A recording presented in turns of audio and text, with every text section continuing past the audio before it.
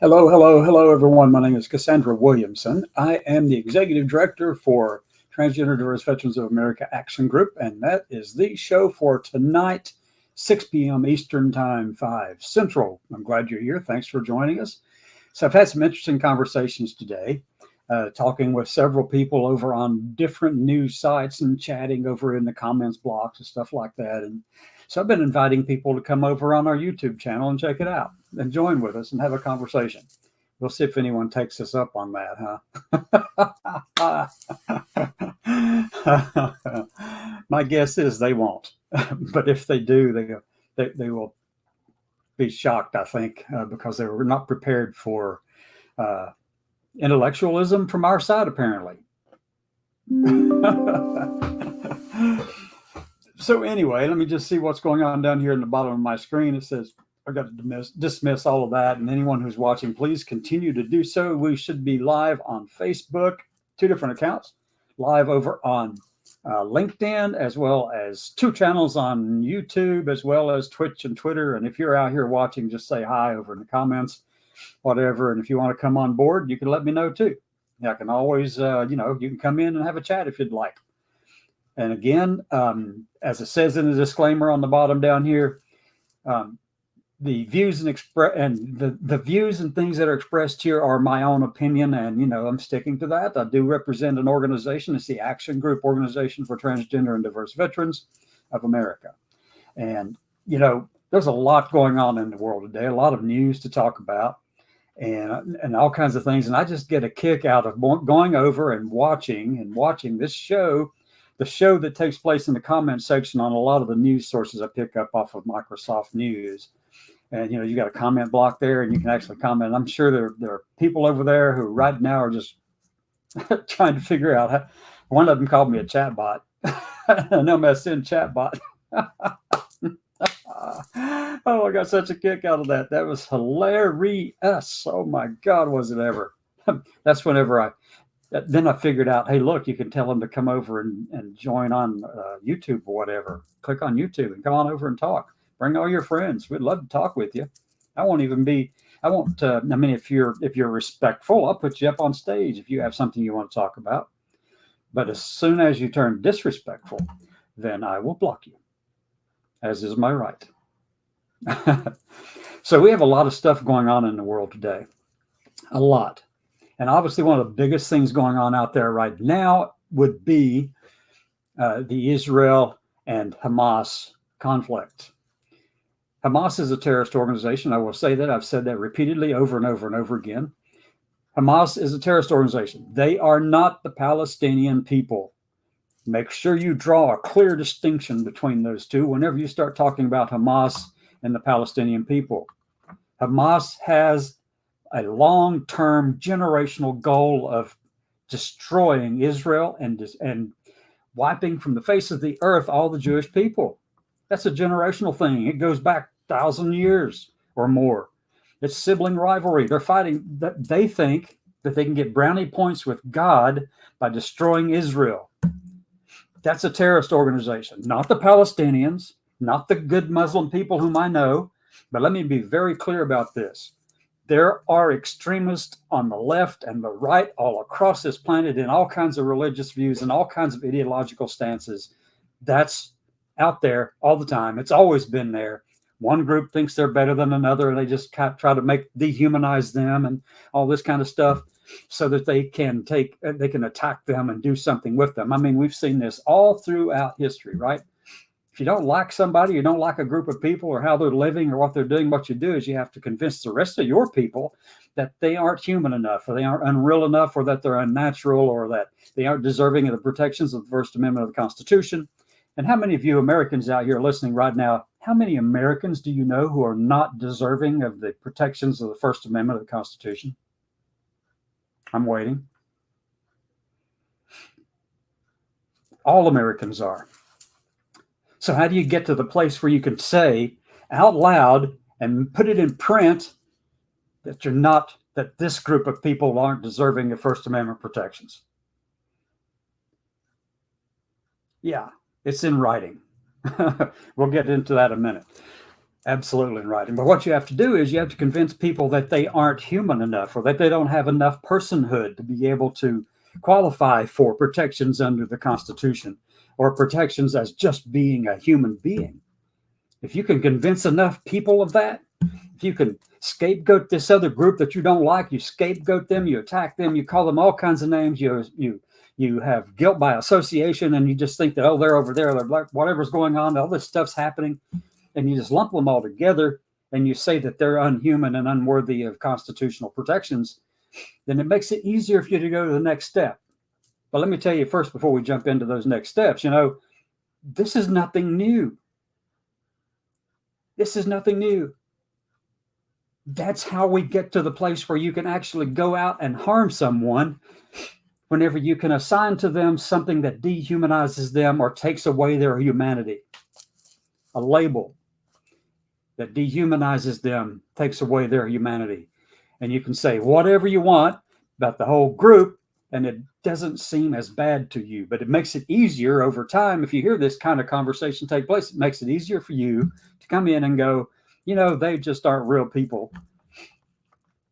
But that's what Hamas has done with Israel. That's what Hamas has done with the Jewish people and the other terrorist groups like Hezbollah, like Islamic Jihad, like ISIS, like Al-Qaeda, like the Islamic Revolutionary Guard, like the president of Iran. They have a generational vengeance against Israel and against the Jewish people. And for anyone to sit there and tell me that this is about oppression, that they're being oppressed over there in Palestine, sure they are, but get rid of Hamas. You let Hamas run the darn place for you. And they're even using those Palestinians, the good people in Palestine, they're using them as shields.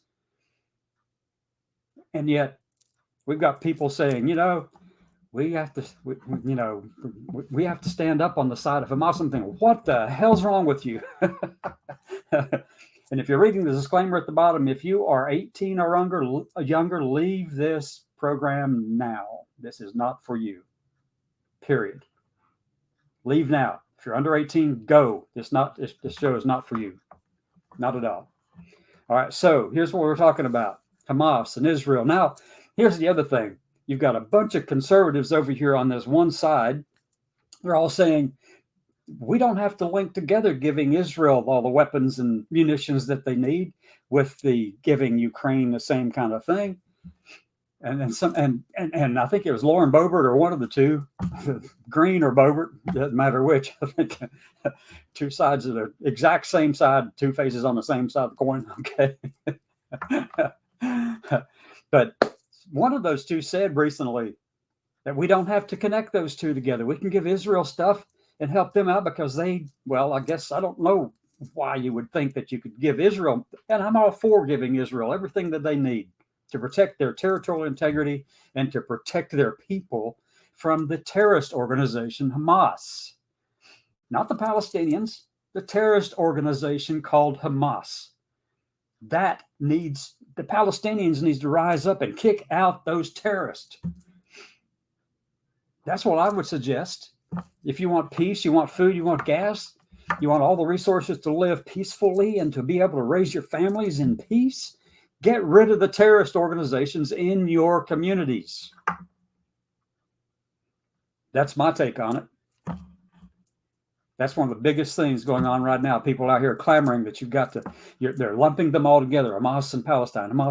They are different. Hamas stepped in there when? Late 2006, early 2007, took over. They used the Palestinian people as fodder, cannon fodder, to go out there and, they hide behind them like scared little kittens. Yeah, that's Hamas. Their goal in their platform, in their documents, in their organizing documents, the erasure of Israel. Now, where have you heard the word erasure before here recently? Yeah. Well, we have an American organization that says the same kind of crap about another group of people. Yes, we do. And we sure as hell do. We've got another organization out there that thinks that they are so right, that they are on the right of everything. They think that, they can erase a group of people because they disagree with them. erase and delete and excise from the whole of the federal enterprise any person who is different than them. They want to remove every label that would identify all the people who are different than them. And they're very clear about it. They're very clear about it. I mean, this is a written document. It is a mandate for leadership that it's an operational guide. And I'll get into it and I'll show you why this is a problem and why this has got to be stopped. They must be stopped because they're calling some Americans un-American. They're calling some Americans not human enough, not real people enough. I mean, those are words right out of the forward, out of Project 2025. The Heritage Foundation's got about 75 different organizations all working together to do this right now. That's what they have done. They've done look, the similarities between Hamas wanting to erase and delete and wipe from the face of the earth all Jewish people and the Israeli state. I mean, that's the same thinking that's over here in this forward to Project 2025. The similarities are striking, okay, and dangerous. And now let me just say this really quickly. The people in Heritage and the people who are building all this stuff up, they are Americans just like you and I. They are Americans. Don't ever go down the road of saying that these people are un-American, or unreal or not natural enough or whatever. They aren't deserving of protections of the Constitution. Yes, they are. Yes, they are. They're wrong in their ideology, but they certainly are entitled to believe and act on those beliefs if they wish, as long as they have to stop calling half of America or another group in America un-American enough or unworthy of protection of the Constitution or unreal people. It was italicized in there right after erasure and delete and all that excise. Real people was italicized as if there's a group of unreal people right beside the words that said natural versus unnatural. And then they lumped people like me, who I'm a veteran of the Navy and the Marine Corps. They lump people like me into an ideology called transgender ideology. What the hell is an idiot? I'm not an ideology. I am not. I am who I am, period. If you don't like it, that's your problem, not mine. That's just as simple as it gets. Straightforward as it gets, too. Plain and simple. To call me an ideology, let me tell you something about the people who are transgender in this country, and even among the veterans who are transgender, or the military people, or active duty people who are trans. We come in all kinds of ideologies. Trans is not one of them. I've got a lot of friends who are conservatives and Republicans inside the trans community who are transgender people in this country. Republicans, we have Democrats, we've got liberals, we've got, you name it, the whole suite. Of all the ideologies in the world, they're covered right here in this group of human beings. If we were an ideology, we would all be thinking and doing and believing the same bullshit. We don't. We struggle to come to consensus on things because, we've got some people who lean conservative. We've got some people who lean liberal. We've got all these different ideologies are wrapped up in who we are, because that's who we are. And I really get a kick out of what Christopher Rufo did recently. Oh my God. I think he's been doing it for some time, but he calls us the transgender empire.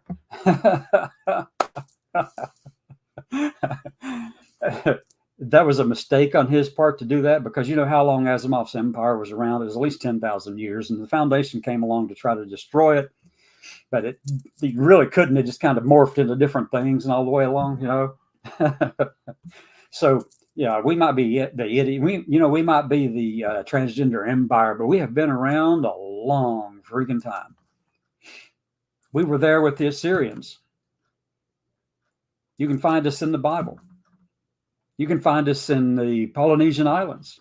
You can find us all across this planet throughout time and every culture on Earth, representing every ideology and religious beliefs on Earth. They just didn't call us trans back then. That's a new term. But, we were around. We've been around. We've been in the indigenous cultures. We've been here. at least 10,000 years, probably longer than that, much longer than that, actually, because, whenever people fell out of the trees and started walking upright, they started combating each other and figuring out, I don't like you, you're different. And that group over there, we got to protect this territory from that one. And we're like, ta-da, we've been here all along. But so have you. So anyway, there's a lot going on today that's really riled me up over this. I did this today at noon Eastern. I'll do it tomorrow noon and 6. And we'll just go on and talk about things. I'm waiting for some comments to show up over there, because what I did was over on my Microsoft news feed, there's some of the news items, there's a comment section. And the Western Journal puts stuff out, and I'll go right in the middle of these conversations and say some things. Well, today somebody called me a chatbot. No mess in chatbot. Oh my God, I thought that was hilarious.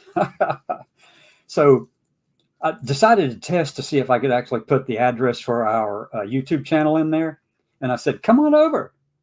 It's a free country. You can come and join the conversation if you want. I mean, come on in. Put a comment over there, right here where you are right now. Put a comment over there and let me know if you want to come on and talk. I don't mind talking to you. There was one article. I'm going to pull this up here. You ready? Here we go. Let me go pull up some stuff and we'll just start talking about a few things. Let me share screen with you. Go to window and that one. Hold on a second. Here we go. That's not the one we want. We're going to go up here and take, which one? I don't see it now.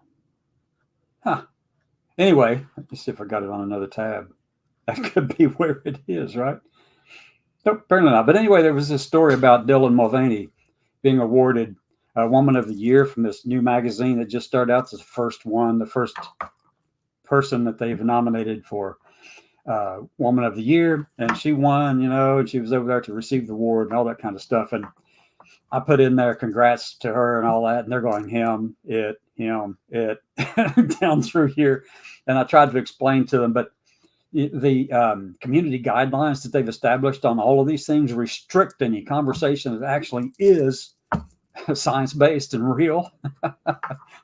You can hardly say a single. I was surprised to see somebody said XX and XY, because when I tried to type in XX and XY in there, for the chromosomes, when I tried to do that, it said I couldn't do it, but this other person could. Kind of concerned about that kind of censorship there, Western Journal. But anyway, we'll let that go. Whatever you want, that's fine. You have it. You're an American too, I hope. So you're Americans. You have the right to do that. You have the right to say whatever you want and to restrict it in however way you wish. However, let me go stop share for a second because I got to talk about this. I want to go back to my other screen. I can find where you are. There you are. There we are. Okay. So how can I explain this to you? If you're one of the people who came from that Western Journal article over there and we were talking about Dylan Mulvaney, well, here, let's have a little class on genetics. Are you ready?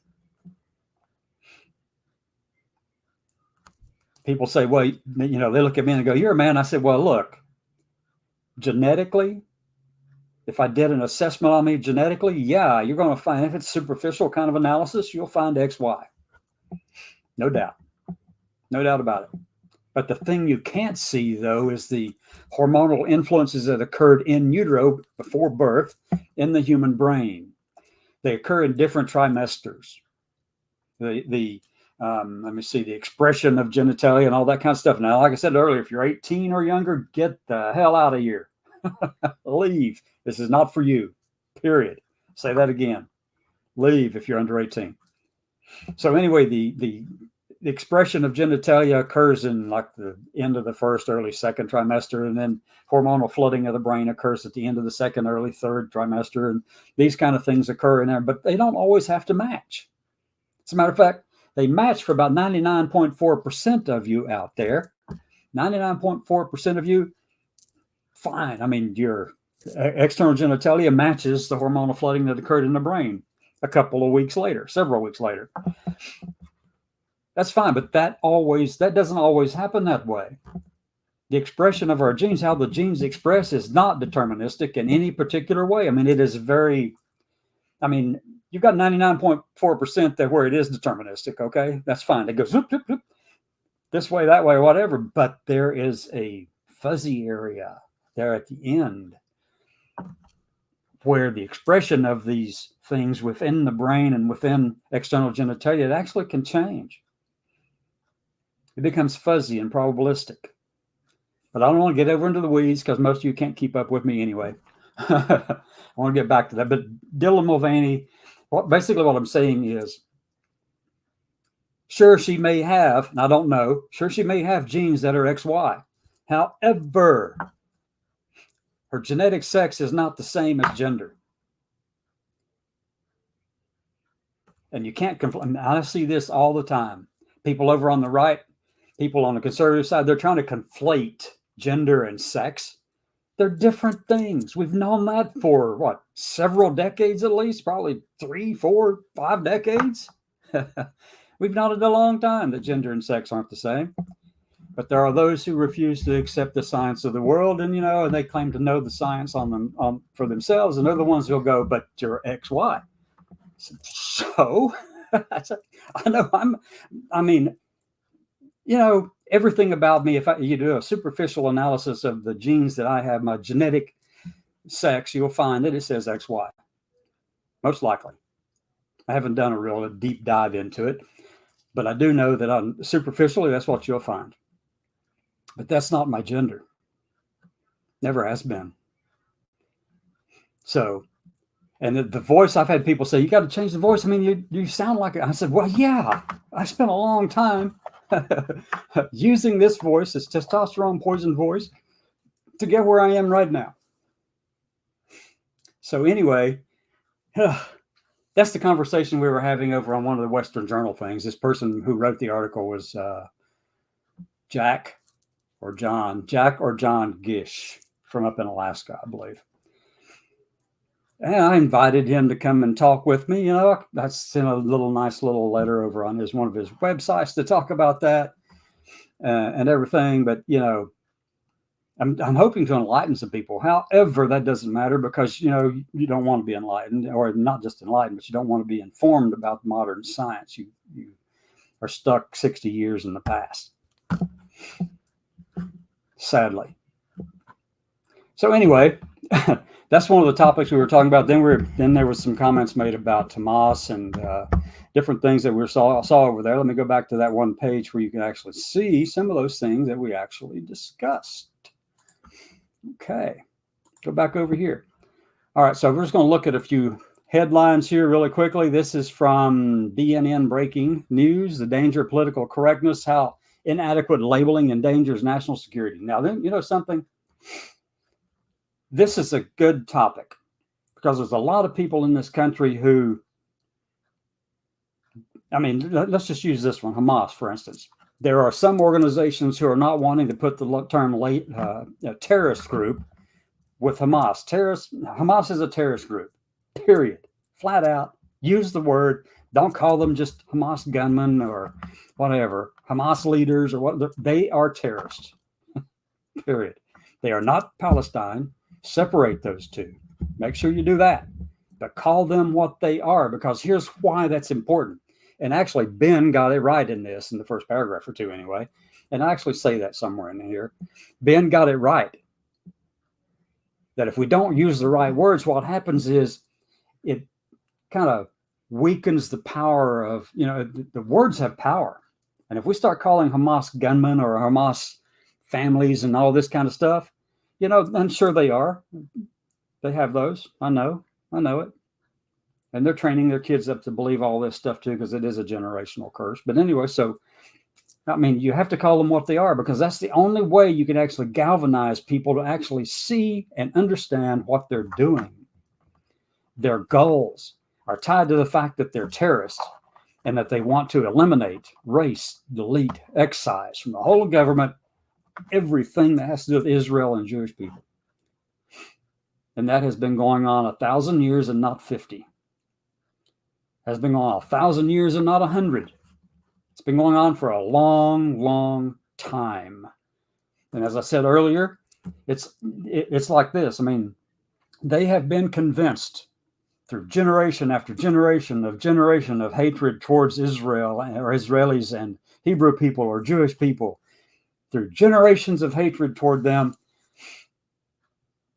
They have come to believe that they'll get brownie points with God if they can do this, remove Israel and the Jewish people from earth. That's such a crock of shit. Jeez, it really is. You can. I mean, they are doing it. They're trying to anyway. Whenever you start dehumanizing people and you call them this name or that name, or like this person came on a couple of days ago on the show here in the midday show and used a word that's a derogatory word for Indians, but it was, the derogatory term for that starts with the same thing. However, refusing to call them indigenous people or any of those things, just chose directly to use this derogatory name. And then he was saying that, hey, I think the best thing in the country would be to kind of let all the black people have the South, let all the Indians, the word that he used was not Indians, and indigenous people have the West, and all the people up in Appalachia, they're just poor white people. Leave them there. I'm thinking, what the hell? How did we get to the point where that is even rationally talked about or even talked about at all? But, on the show, I want to make sure that people are, they can say the things they need to say. But if you're saying some stupid shit, I'm going to refute it. And if you get disrespectful, I will surely turn off your camera and mic. It's just that plain simple. But plain and simple. Yeah, Ben Shapiro is right with this one, but he goes on and says some other things that are absolutely asinine. Words do have power. Or power does, words have a lot of power. Depends on how you use them. So let me drop this one out. We're going to go to another one. All right, this is the next headline. It's come from Man and Home, and let me see how many people. They've got like, about 7,800 followers or whatever, something like that. Mike Walters is the author, and Christian nationalists are trying to take over government. And there's some truth in that one. There's actually some truth in that statement. Sure as hell is. That's right. Exactly right. That's exactly what's happening. And I have to give credit to one person who is on the conservative side, who has a big platform and a big voice over on the conservative side, who is not afraid to tell you who he really is, who is so self-aware that he can actually feel comfortable telling you who he is. It's on his Twitter feed. He actually put it in there, and he'll tell you first 2 words exactly what his ideology is. Whereas the rest of these people, they want to hide behind names and labels and stuff that aren't, they water down the words because they don't want you to think that they're actually this other thing, when in fact they are. So if you go look at Matt Walsh's Twitter feed, the first 2 words in his profile on his Twitter feed, you know what it is? Theocratic fascist. He is self-aware enough to know, and he's got the internal strength to be able to say, look, this is my ideology lines up with this. This is what I line up with now, and I mean, that might change in 5 years or 10 years. I mean, it does. Things like that change. But anyway, that's what he calls himself right now, is a theocratic fascist. Go over on his Twitter feed and find out. It's there. Now, why is that important here? Because this Christian nationalism or Buddhist nationalism or whatever, if we were talking about Thor nationalism, stuff like that, or even Islamic nationalism, any of those things are really nothing more than theocratic fascism. They match every category. If you go down looking through, you can see there are 14 categories that Lawrence Britt came up with back in 2003. After he had reviewed these fascist organizations around the world, and like Pinochet and, like Hitler and Mussolini and different ones, several of these really dangerous organizations, dangerous nation states. And he distilled all of that down into 14 points, 14 characteristics of what makes a national, of what makes a fascist. Okay. Well, Matt knows that and is willing to admit it because he knows he matches those things. And why lie to himself or lie to anybody else about it? Right. Right. Why do that? Why hide behind softening of the language of who you really are? Just like they said a minute ago, and like Ben Shapiro said in the other article. No, use the right label. Call them who they are. These Christian nationalists are nothing more than theocratic fascists. And yes, they are trying to take over the whole of the federal enterprise. Don't believe it? We'll get there in just a second. All right, here's one. It's from Raw's Story by Matthew Chapman, taking pages from the Hitler Nazi playbook. And let me just say right here, this is a quote. Let me just kind of blow that up so you can read it. I don't know. I want to make sure you can see this. Former President Donald Trump's recent comments that immigrants are poisoning the blood of the United States, that comes right out of the Nazi playbook. Oh my God, it's exactly the same kind of language that is used to denigrate other people who aren't like you. And if you don't see that as being wrong, if you accept that kind of thing, if you believe that, oh, we got another thing coming. But I'm going to tell you, let me just say this again. Yes, you're still an American. Yes, you're a real person. And yes, I served so that you can believe all those things. But I'll still tell you, you're freaking wrong. Poisoning the blood, his words, Trump's words. Talking about immigrants. All right, let me get rid of this one. Go on to the next, okay? Historians say Trump has been re-educating his followers to embrace, let me get rid of this thing over here, to embrace violence. And that Matt Gaetz is now doing the same thing. This is from the Business Insider. And the author of this piece is Charles R. Davis at the Insider, businessinsider.com or insider.com. So here you go. There you go. Da, da, da, da, da, da, da. The person who wrote this, or the person who said this, the historian they're talking about, Ruth Ben-Ghiat, historian at New York University, accused Trump on Wednesday of encouraging violence. Well, if any one of you have ever actually followed Trump for, say, let me say 40 or 50 years and actually watched him progress into all these things, yeah, I remember reading about him back when I was a plebe or a freshman back at the Naval Academy back in 1980. He was a con man then. He's still a con man now. I don't care what you think about it. He's not changed. He's not God's chosen person or vessel. As a matter of fact, I've got a joke about his gold toilet and stuff in just a minute. Not a joke. It's an unfortunate reality. And the flashy stuff and all the money he talks about having and all that kind of stuff. There's some stuff in, I mean, if you are a Christian, you know what I'm talking about. The flashy, glittery, shiny stuff that attracts people and draws them away from the truth. Yeah, that's happened in spades. Okay, Trump is re-educating his followers, she said, and wanting them to see violence in a positive light. I mean, that is just flat out exactly what he has been doing. But not just him. There's another big organization that has been around for, well, since the mid-70s, who's doing the same thing now. And I'll jump into that one in a minute, too. You're trying to figure out, who am I talking about? Well, if you don't know yet by now who I'm talking about, they, like Hamas, want to erase, delete, and excise this one group of people because they don't like them. They think they're unreal or unnatural or undeserving of protections in the Constitution, meaning that they don't have personhood, which means also that corporations have more personhood than I do, according to these people. That's some deep, deep guano you're living in right there, bud.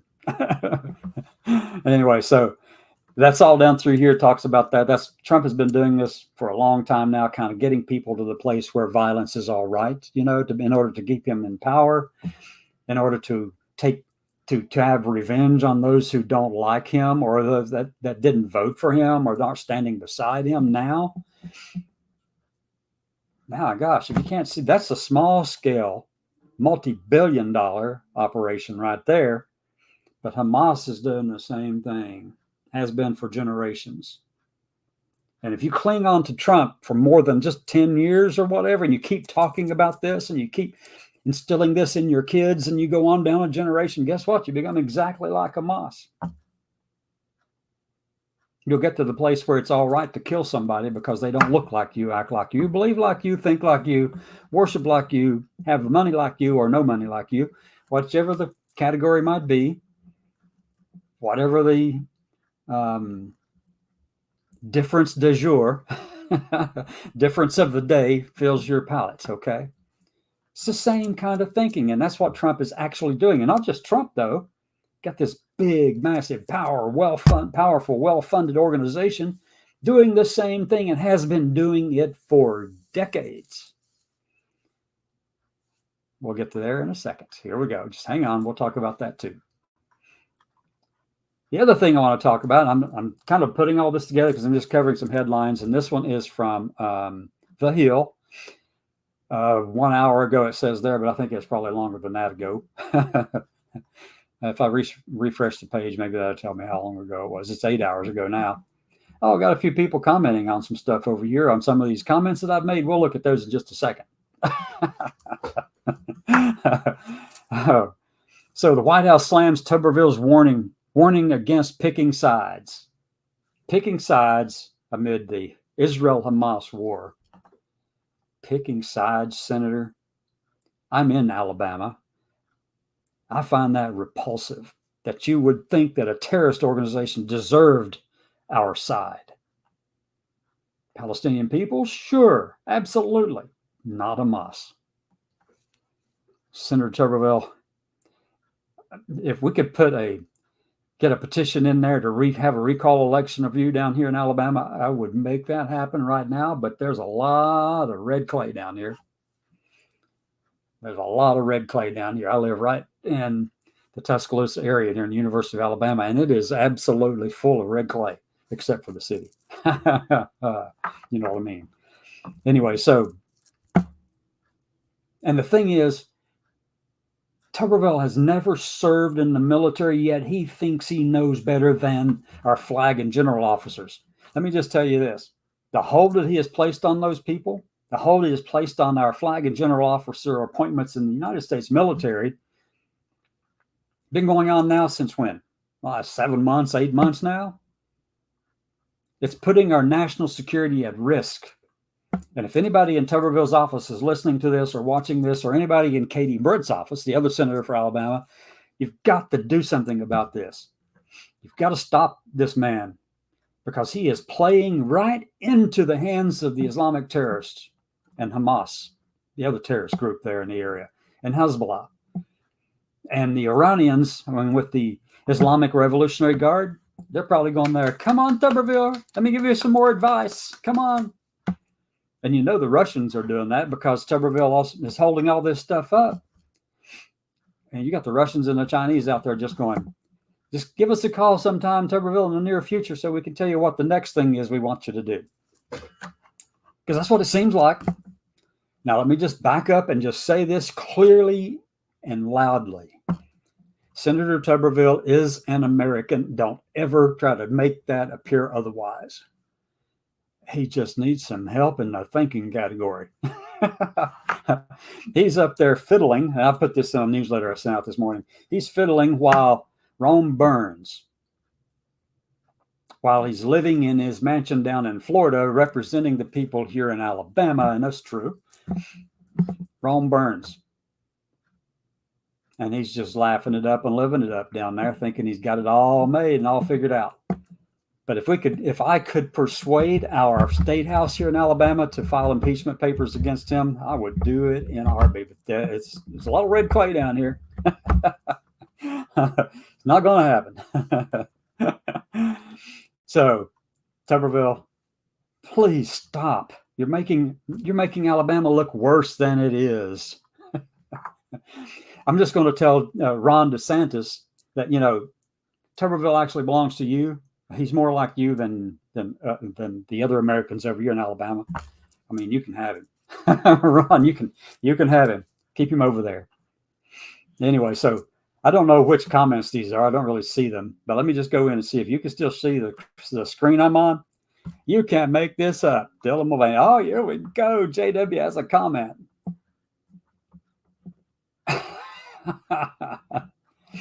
Oh, geez. Okay, here we go. Let me just go right down here and look at this. Oh, my God. Oh, here we go. I'm going to share it with you. Share. I don't know if they realize that I've just put them on blast. So I'd written a comment in there about her. I said about Dylan Mulvaney winning the Woman of the Year award over there for that particular Attitude magazine. It's the first time they've had Woman of the Year. It's a new thing pretty much, apparently. Anyway, so I congratulate her. So here are the comments. Let me go back in and see if I can go backwards with the comment section here. Comments, where are they? Previous comments? No, it's not going to let me do it. Anyway, and I actually said, let me see, where is it? I've got to show you this because it is just so freaking true, but they can't see it. Okay, here we go. This is what I said. And somebody had mentioned that XX, X or X, or something like that. And they could say it. So anyway, I put it in here like this and I actually got it to go through. It says XX and XY do not express in a strictly deterministic way. Truth. Science backs it up. There are multiple alleles nearby those genes that can cause them to express in a fuzzy, probabilistic manner. True also. And then, let me see. Somebody said, "Oh, let me go back up to where that is. Cassandra is just an MSN chatbot.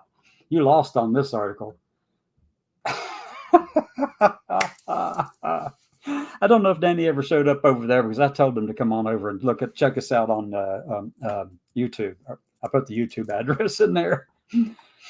Fuzzy probabilistic manner. Now, there is a scientific term for the ages. Let me put it like this. It came from Einstein. Well, not Einstein. It came from Heisenberg. And even if they may not know who Heisenberg is. See, I'm going to try to spell this. Heisen, Senberg, maybe? Heisenberg. It came from Heisenberg over 100 years ago. Over 100 years ago. It came from Heisenberg. Oh, my God. Yeah. Well, this is the kind of fun I have out here, and I'd love to have all y'all coming over and join me in some of these conversations. But you can follow us over here on Facebook. You can find us on Facebook. There's 2 channels, one on my personal one and over on another one that's not. You can go to our website. It's live over there as well under the home button for the live program. You can check all that stuff out. We're on LinkedIn. We're on YouTube. We're on Twitch and Twitter. So you can find us everywhere. Come over and say hi. We'd love to chat. These things make me laugh, though. I get a kick out of this. Oh my God, I get a kick out of all this stuff. Anyway, so next, NYPD mobilizes full force after Hamas leaders call for global jihad. Absolutely. Be careful, protect yourselves, take care of your families, watch out, because we don't know how widely spread some of these people are from the Hamas terrorist organization or Islamic Jihad, ISIS or Al-Qaeda or the Islamic Revolutionary Guard, Hezbollah, a whole bunch of other ones all around the world, even, and not just Islamic ones, but there's Christian ones too that you better watch out for. There's obviously other faiths and other ideologies that have extremists in them. That goes to the left and to the right. You should stand against all of them. And honestly, I mean, if they are causing a threat to your life, I don't care if it's left, right, middle of the road, if they're Tory, Labor, Democrat, Liberal, Conservative, Republican, whatever. If they have fallen so far into the ditch, whatever side they're on, whichever side they are standing in, and they're threatening other people, then it is wrong. Period. Period, period, and period. Flat out. Just wrong. All right. So next thing I want to do, I want to stop sharing on this thing. And let me drop this page out of my way. Don't see any comments over there yet. I was hoping some of those people from over there on the Western Journal would come in and have a comment or two. They haven't taken the bait yet. I'll keep pushing though. It's the way you get things done, right? Now here's something I want to share. This is the other thing I want to share with you. That organization I was talking about, the organization that is following the same methodology that Hamas uses to dehumanize, scapegoat, and blame somebody else for all the failings that they are experiencing in their lives, and the ills of the country or ills of the people or the ills of our religious views, whatever they might be, whatever they might be. This organization is copying the same methodology. Before I jump into it, they actually tried something back in 1980. This was just a few years after they were formed. In 1980, who the president was who came on board at that point in time? That was Reagan. I actually was in uniform marching in his inaugural parade in D.C. that day. So yeah, it was fun. Not, but it was a memory. Okay, it was a good thing to be there to do that. And back then I was actually pretty supportive of the Heritage Foundation and of Reagan even. But my God, they've fallen over and fell in head first into the guano I'm going to tell you about in just a minute. Okay. They've fallen off the course. They have gone so far afield, it is just ridiculous. I don't even recognize them anymore as being responsible, responsible academics. But the thing is, there's 75 organizations that have already signed on and agreed with them and helped build this consensus document that I'm going to share right now with you. 1 second. Here we go. This website is project2025.org. If you're not familiar with it, you had better get your head out of the sand and get ready for this, because this is serious. They have plowed $22 million at least into making this thing better and implementing it. If a conservative wins the presidency come November of 2024, and then on January the 20th of 2025 raises their hand and says, "So help me God," they've already been made aware of this. And the promise that this makes to them is that they don't have to go around searching for a bunch of people to fill in all these federal positions. Whenever they, step in, they got to fill in all these people and all these positions across the whole of the federal enterprise and all kinds of agencies and things. This Project 2025 takes that workload off of them. Let me explain. But before I jump into it, I do want to show you the actual policy itself, the actual document on which this Project 2025 is based. Okay, so I'm going to go to policy really quickly.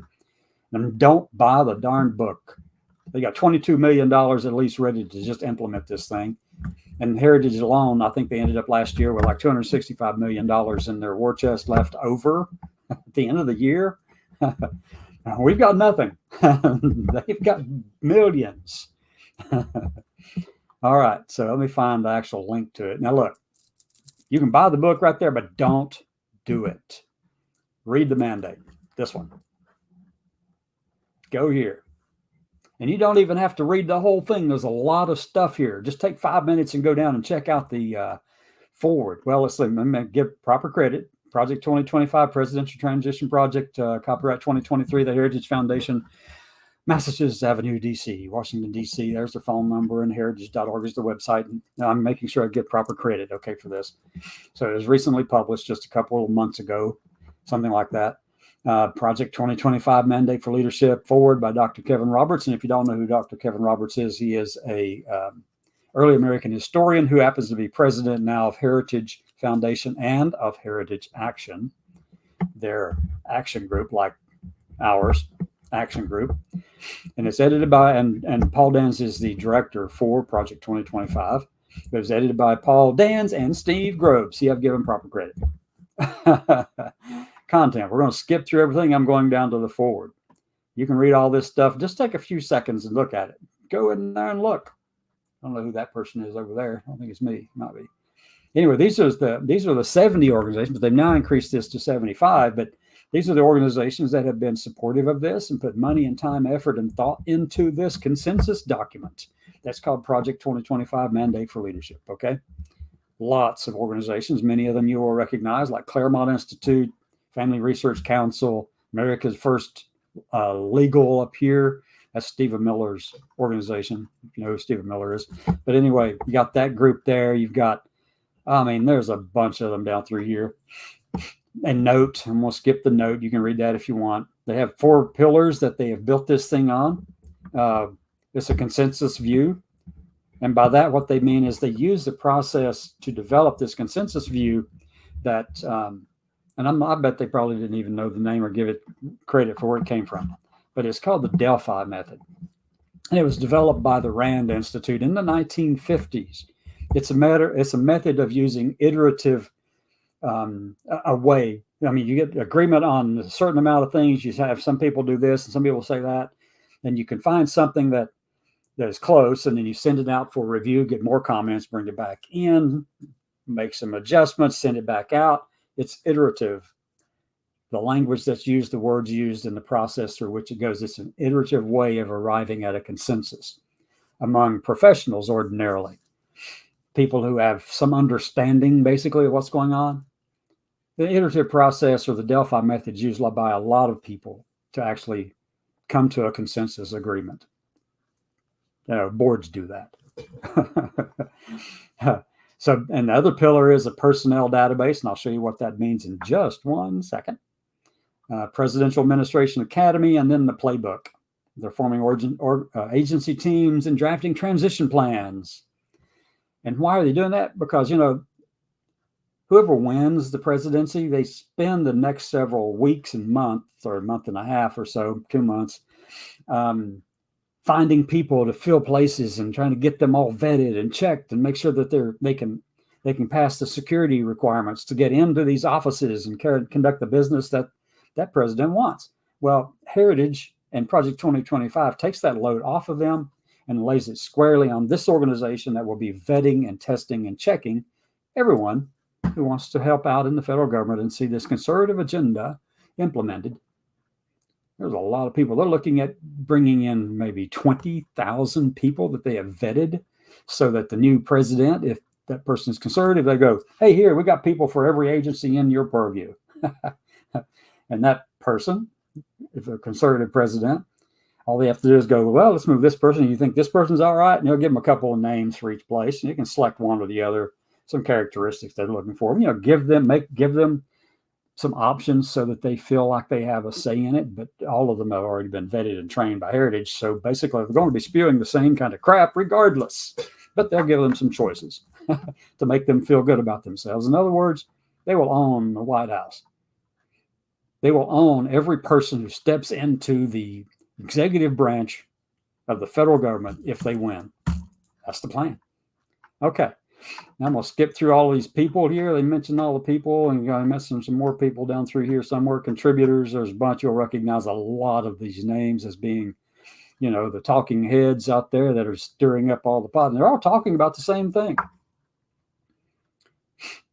Within these organizations, you'll see a consistent message, a message that comes across as, looks like it had been planned. Well, it has been.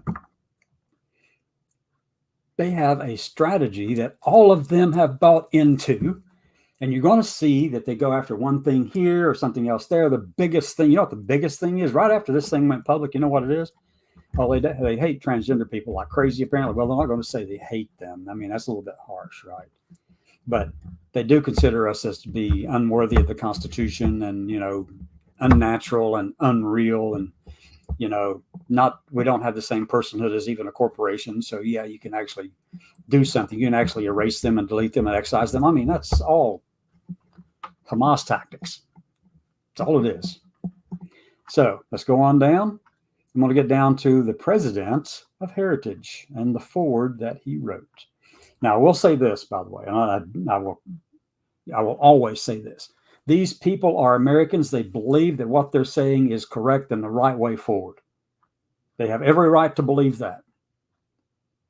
What they don't have is the right to try to erase, delete, excise us because they think of us as being unreal or unnatural, unworthy of protection by the Constitution. That is a bridge, probably 10 bridges too far. And they've got to be stopped. And I'm serious. This is something they are going to do this. If they win, they're going to do it. You can't hide. We can't stick our head in the sand and pretend, oh, we'll just turn the other cheek and let this stuff happen and all that. No, you can't do that. No, because while you sleep, they are plotting your removal from everything within government. We go on down. The Forward by Dr. Roberts. All right, I'm not going to spend a lot of time up here in the top, except for this. Look here. I mean, this is in paragraph 2. Well, let me go. Let's see up here. I'm going to blow it up so maybe you can keep up with me too. How's that? I don't know if I'm increasing the size or decreasing the size. But anyway, there it is. Click, click. Ah, good. Now look right here. Oh my gosh. This says, dedicated to preserving its unique legacy of human flourishing and freedom. The late 1970s were by any measure a historic low point for America. I lived in the 70s. I don't remember that being a low point. Club 54, I never made it there, but I understand it was a lot of fun. But anyway, but I did go to discos. Yeah, I did. I had my little peach suit. When I was in prep school in Rhode Island, I remember wearing a peach suit out to, what was the name of that darn place?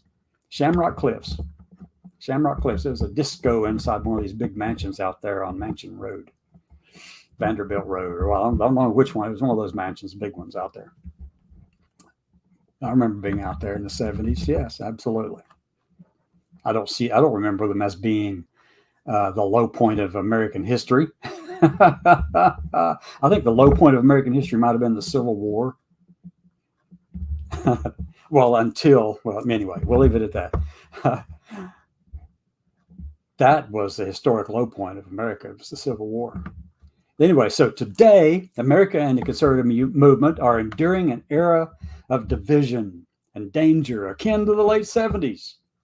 Now, as then, our political class has been discredited by wholesale dishonesty and corruption. I think they were looking directly in the mirror when they wrote that line. Look at America under the ruling and cultural elite today. As if these people aren't. I mean, there's hypocrisy. You already know that this is going to be a political diatribe that is propaganda, period. That alone tells you that. Inflation is ravaging family budgets. Okay, yeah, I understand. Drug overdose deaths continue to escalate. Yes, they do across every demographic in the country. And children suffer under the toxic normalization of transgenderism, with drag queens and pornography invading their school libraries. They didn't put a comma in there anywhere around that part about children suffering the toxic normalization of transgenderism with drag queens and pornography. They are trying to build this narrative that somehow or another, they can dehumanize us because they associated us in their heads with these things. No commas in that one, none whatsoever. But the thing is, they also use the word transgenderism because, I mean, if you can make a group of people appear to be less than human in any way, then you call it an ideology and just roll with it, right? I mean, you can call them unreal, unnatural. It's an ideology that you disagree with. So you use that. But this is not an ideology. Who we are is not an ideology, period. No matter how you cut that and slice it and dice it. That word ought to be excised from the whole of the English language. Transgenderism and transgender ideology, those kind of words, that's bullshit terminology. It's wrong. Whoever started out using those things, oh my God. It's too late now. You can't back up and take the words back, but there they are out there. So we have to fight against that. The toxic normalization of transgenderism. That is such a crock of shit. That's in paragraph 2. Phew. Oh my God. And moreover, now here we go. Look at this one. I don't know if I can highlight it on that one. Anyway, so moreover, low-income communities are drowning in addiction and government dependence. Well, for one thing, every demographic is drowning in addiction. And there's government dependence on an entire class of people, all Americans, and some, whatever your demographic might be. But you know who has the most government dependence? It's the personhood of a corporation. It's a corporation out there who, dependence is this.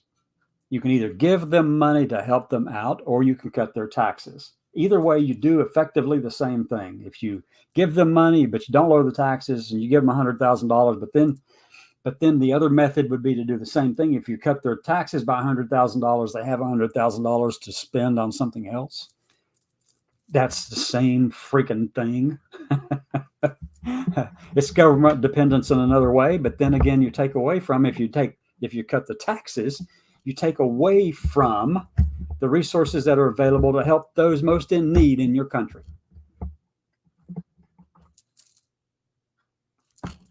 If you go after the big corporations and you start cutting their taxes and you allow them to file with no taxes owed, then guess what happens? It's inevitable that you will take away from those who actually need it. For instance, then you'll want to say, oh, look, Social Security is up for it. We'll just try to, we need to cut that. Or the SNAP benefits that people get, well, we're going to cut all of that. Or welfare and all those kind of things. We'll cut all of those things because, our income is lower now. The income is lower because these people out here decided that it was good to give a tax break to a big corporation and let them slide by. But yet we're blind enough to think that there's no connection between those two things. You created the monster. Then you try to figure out a way to solve it by taking away from those who need it most, but you have given to the corporation who doesn't need it. That's wrong, period. Flat out wrong. You say, well, it gives they can use that money to get, create more jobs. No. That's a fallacy if I ever heard one. Go down in Grand Cayman and check out some of those bank accounts. But anyway, I digress. So, oh my God. And then obviously this is the funniest part. Let me go right here. Contemporary elites have even repurposed the worst ingredients of the 70s. Radical chic from the 70s. Oh my God, I forgot. I was chic back then, but I wasn't radical. I was just me.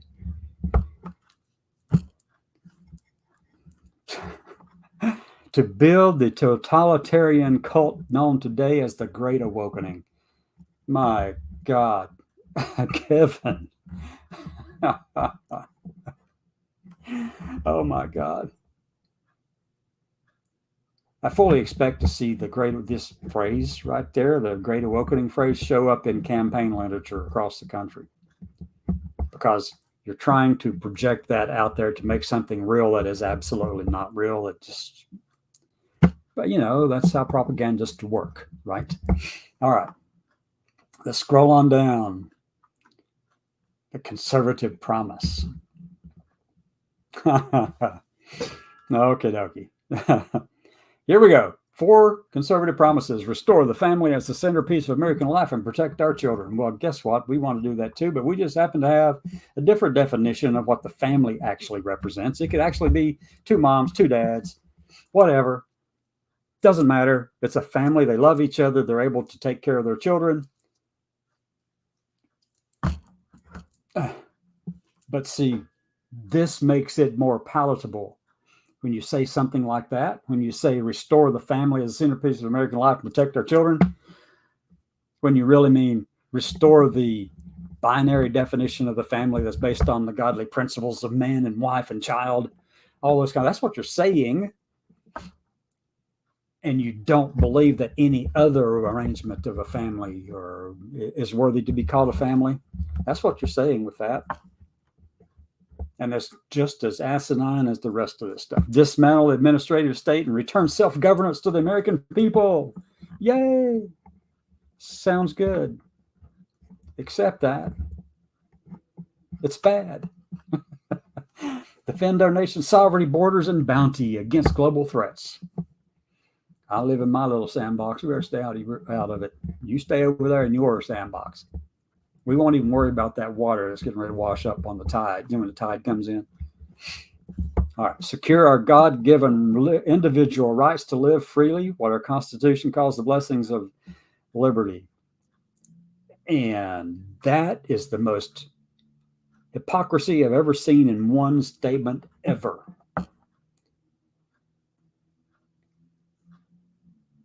Secure our God-given individual rights to live freely. Let me see now. You don't want this family that's defined by two women or two men or whomever, or however they define a family, whether they're technically married or not. You don't want them to live freely as individual rights for their own families. So you're already passing the test of hypocrisy right off the bat.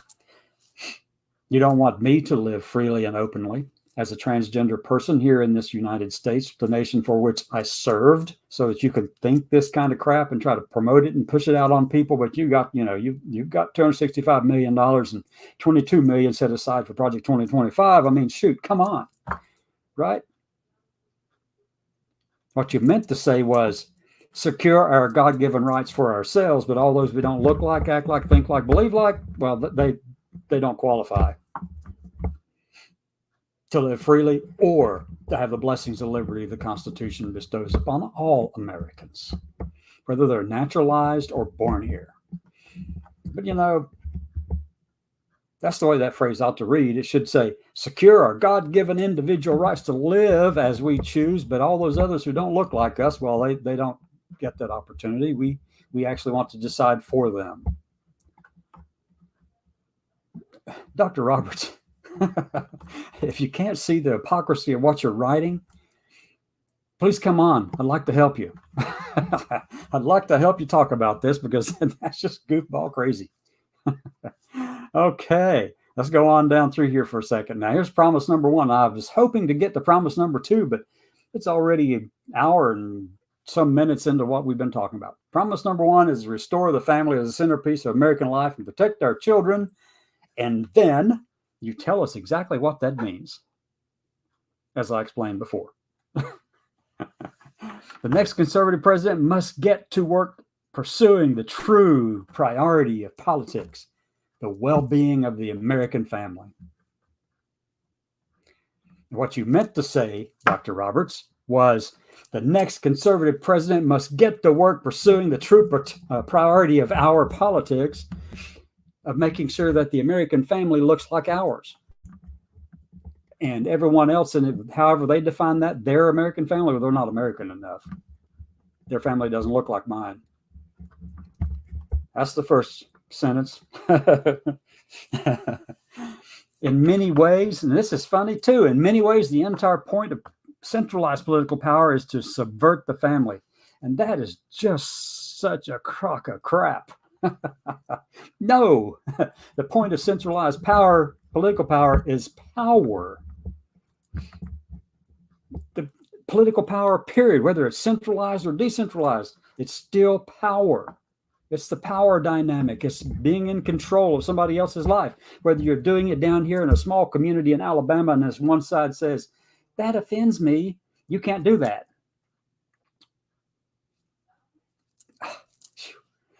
All right. Its purpose, look at this now. Here we go. This is the second paragraph of promise number 1. Talking about political power.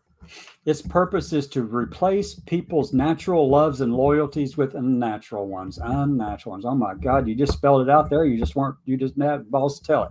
Exactly what you meant. What you meant is its purpose is to replace people's loves and loyalties with, those gays and lesbians and bisexual people and transgender people type of love, the ones you consider to be unnatural. But not only those, I mean, if you're any minority, those are also don't qualify for this kind of naturalness either, because, you want to eliminate them too, as we'll get into.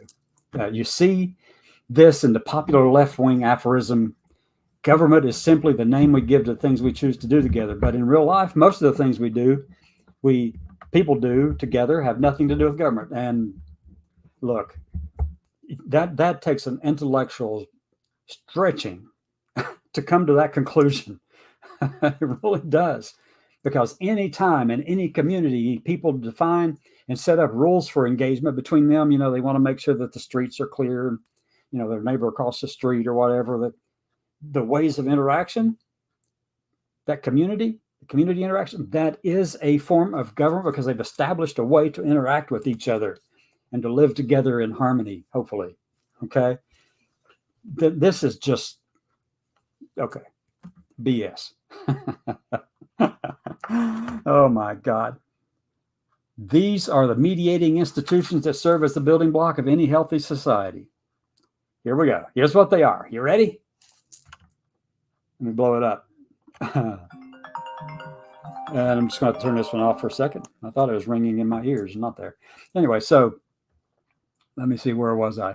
Oh, wait. It's up here. Right here. Okay.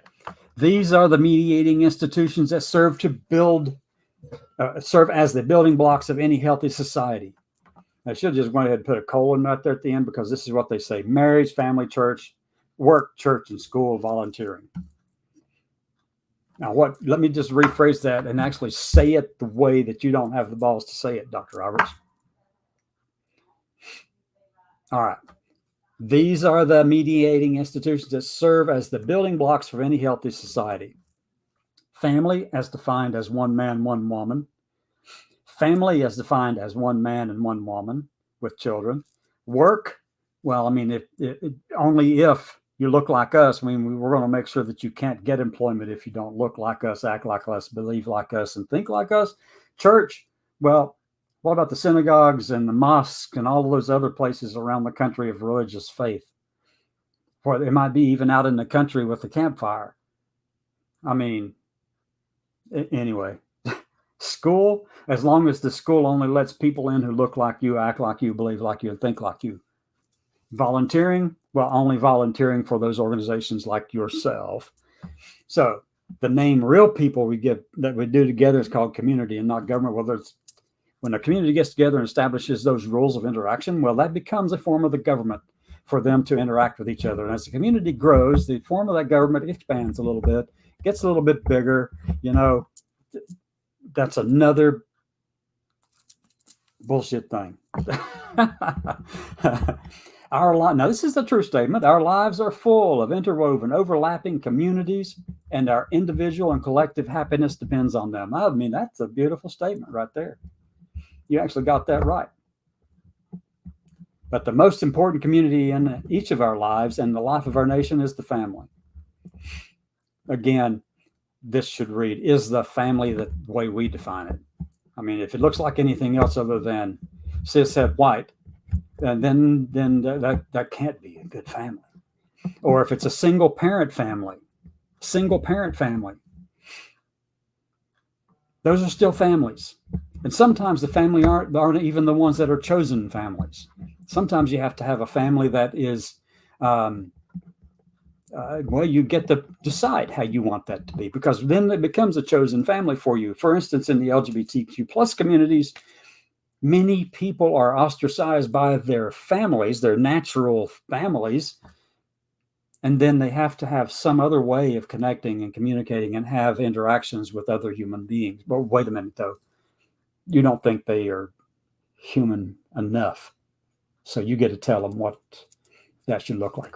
Anyway, today, the American family is in crisis. All right.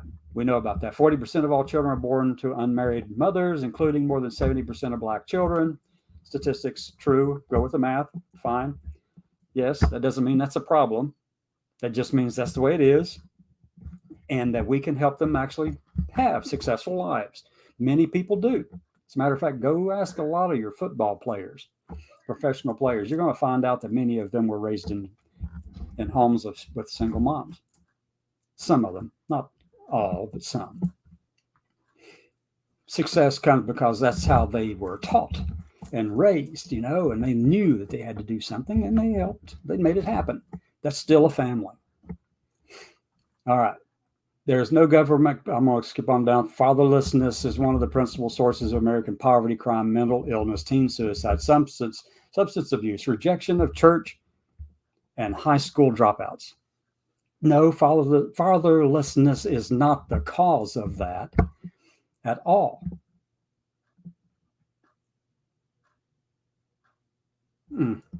Anyway, point.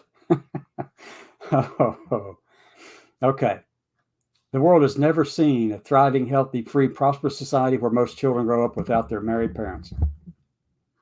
Da-da-da-da-da. Well, that's a pretty myopic view. If you go back a little bit further than a couple of centuries, you'll find out that a lot of people never got married. They just lived together. Oh, no. Oh, no. They just lived together. Oh. Yep. Well, you know, that's the way it is. I can tell you that the formal marriages and stuff like that, most of those were elites who actually wanted to formalize a relationship between them and another family that was large too. Everybody else, they just hooked up.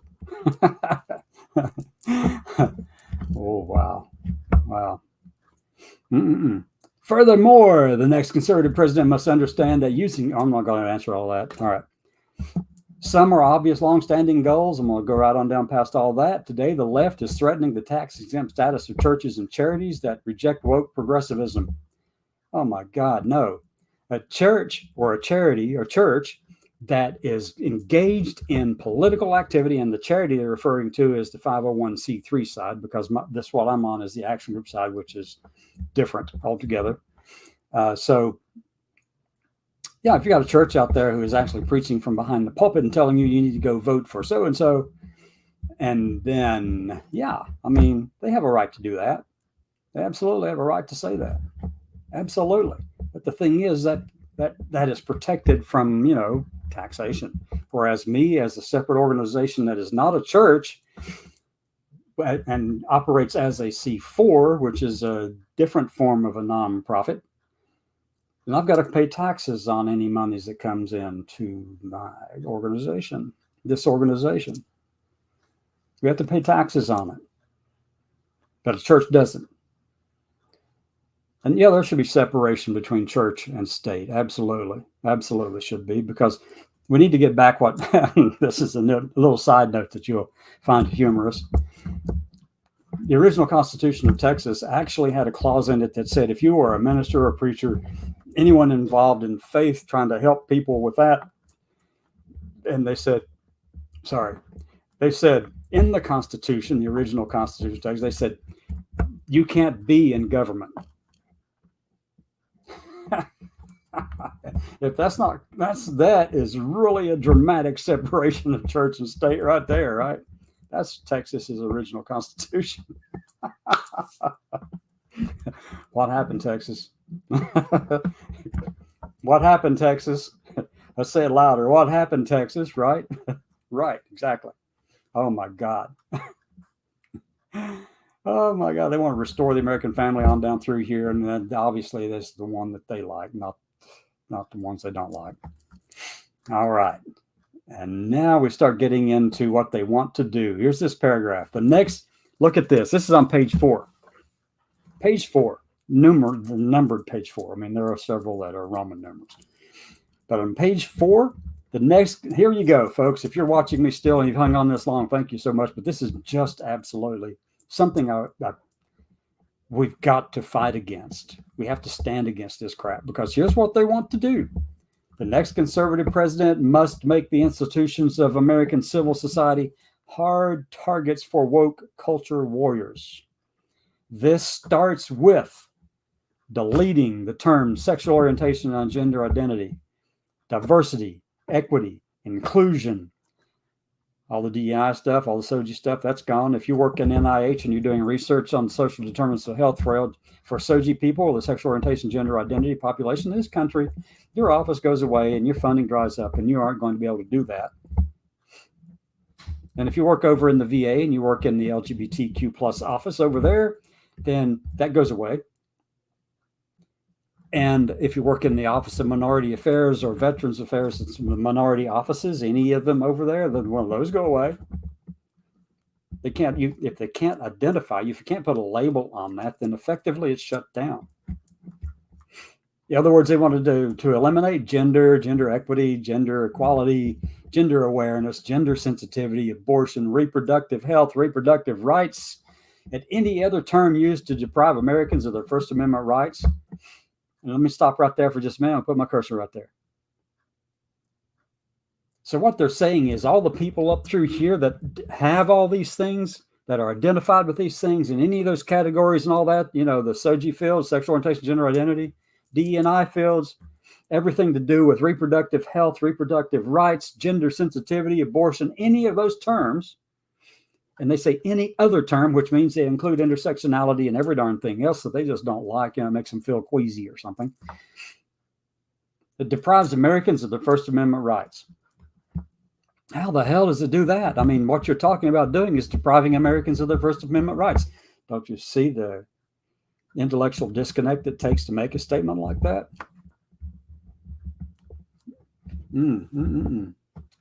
It really takes a lot of disconnect to be able to do it. But why would anybody do that? Just ask yourself, why would anybody actually write that out and say it out loud? Because if they can convince enough people that all the people who actually are in these things and fit in these categories are not American enough, then they don't qualify protection of the Constitution, then they can be eliminated from society. Exactly. So here's what they're talking about. Deprive Americans of the First Amendment rights out of every federal rule, agency, regulation, contract, grant, regulation, piece of legislation that exists.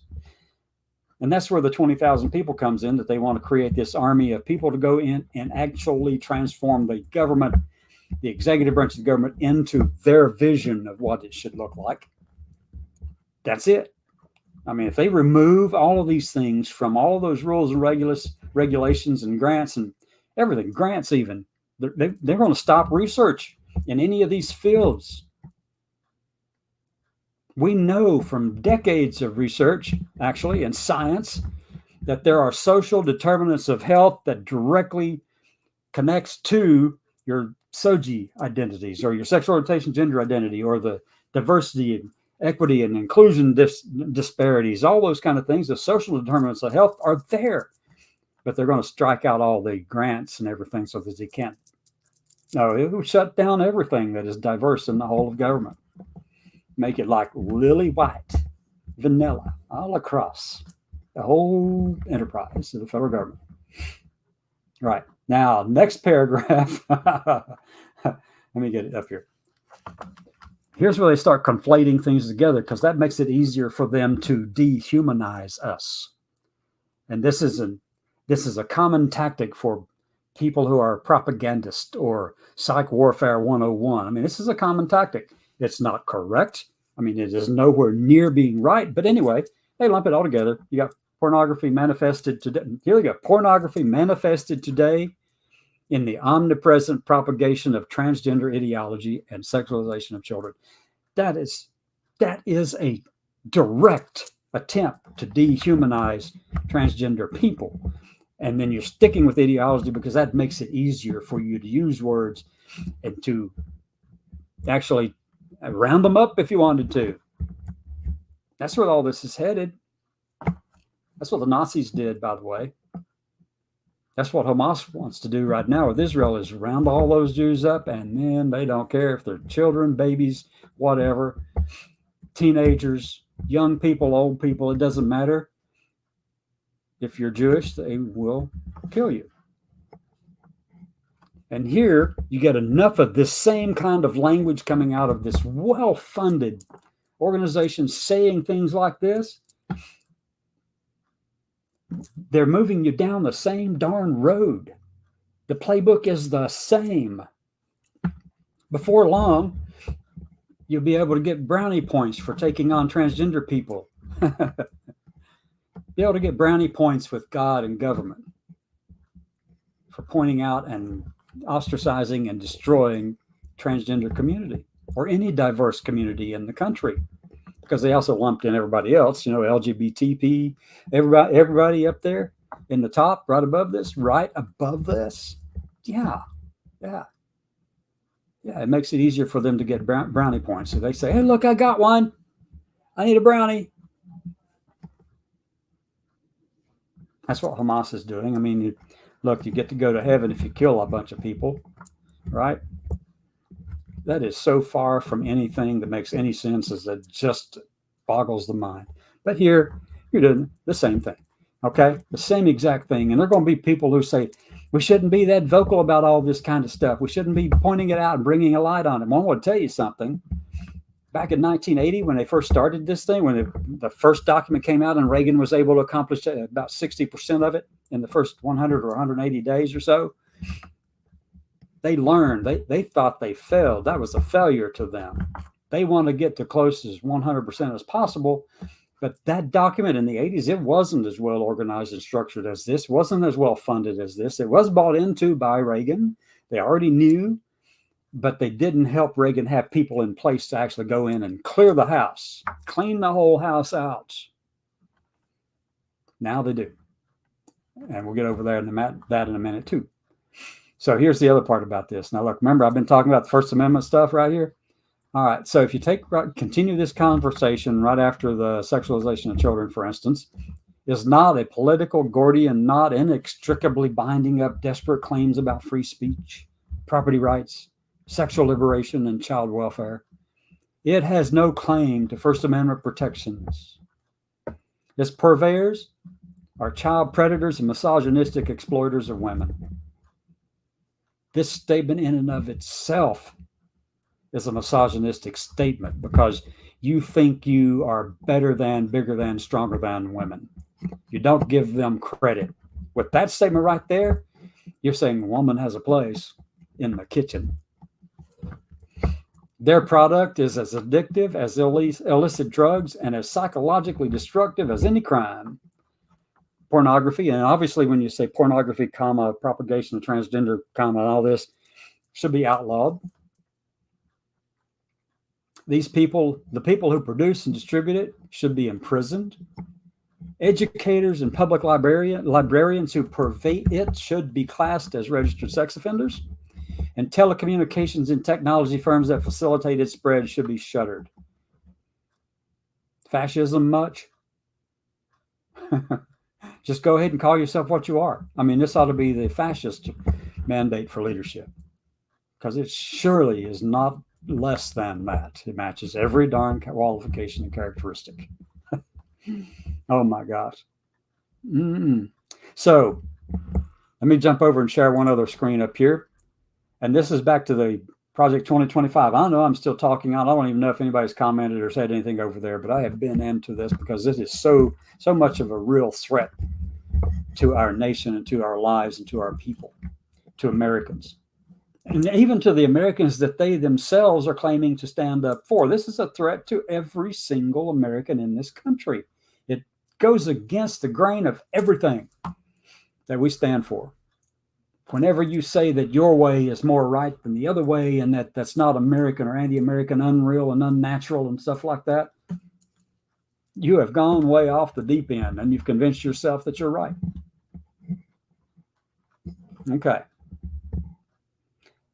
I'll jump into actually talking about this thing again tomorrow. Okay. Right now, I've already been at it for an hour and a half.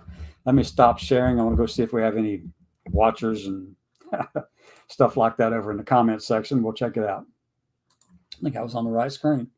We'll come back to this tomorrow. We'll talk about it all the time. No comments. There's still somebody watching. There's probably more than that, because I don't know who actually watches on all the other parts over there and YouTube and different places like that. Unless you comment, I don't know you're there. The little eyeball count over there is not accurate, because we're everywhere. Having said all of this, for whomever may be listening still, I was hoping some of the people from over there on the Western Journal comment section would come over and join us and have a comment and want to discuss things with us. I'd love to have that conversation. But, we'll see. We'll keep poking the needle. We'll keep throwing rocks at Goliath. And the ask that I have, at the very end here, the ask that I have, the only thing I need from you is if you could give me 5 minutes of your time every week to help bring somebody else in to listen to this stuff so that they can see how dangerous this is and how real it is. And that if we don't do something now, we lose. If we pretend this is not right, or if we pretend this is not going to be implemented, if we pretend that and we sleep through it, when you wake up, there'll be somebody at your door to erase you, delete you, and excise you. That may be metaphorically not as precise as it probably should be, but that's effectively what is happening, because if you keep up with this kind of propaganda to convince people that this other group's not human enough or American enough, then you end up in the same place Hamas is right now with Israel. You become a terrorist organization whose only goal is to eradicate everyone who is different because you don't agree with them. That's what Hamas wants to do. They wanted to do that for generations and generations. Their whole charter is based on the elimination and destruction of Israel. That's a terrorist organization, not the Palestinian people. I will say that again. It is not the Palestinian people who are the problem. It is the terrorist organization, Hamas and Islamic Jihad and others that there as well. If the Palestinian people could rise up and kick those people out, then you could have your power and your electricity and your food back. And you could live in security and safety and peace. And you could have the two-state solution that is obviously the right way to go. But as long as Hamas is the terrorist organization running your group, running your area, and they're killing children and babies and everybody else over there and chopping them up with machetes and stuff, I want to tell you, that's, oh my God. Kick them out, Palestine, out of the Gaza Strip. Get rid of Hamas so that you can live in peace. Anyway, enough for the day. I've talked for an hour and a half so far, and I need to, I'm going to have to go take a break and go watch some shows or something because got to do a little bit of self-care out here, right? But anyway, thank you for watching. This is the Action Group, Action News and Talk at 6 p.m.